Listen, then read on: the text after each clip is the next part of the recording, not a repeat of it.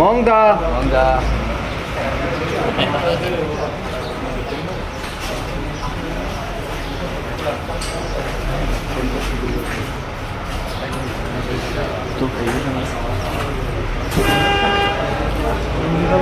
আফিম হচ্ছে একটি দুর্লভ একটি মাদক এবং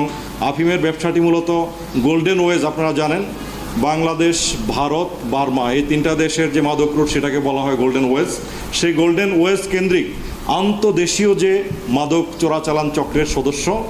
তার নাম হচ্ছে উমাং মং মারমা খুবই পরিচিত একটি নাম মাদক জগতে তাকে আমরা গ্রেপ্তার করেছি এবং তার হেফাজত থেকে আমরা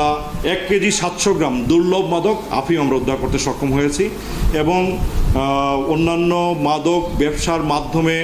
যারা দেশের যুব সমাজকে সর্বনাশের দিকে এগিয়ে দিচ্ছে সেই ব্যক্তিদেরকে আইনের আওতায় আনা এবং মাদক ব্যবসা নির্মূল করা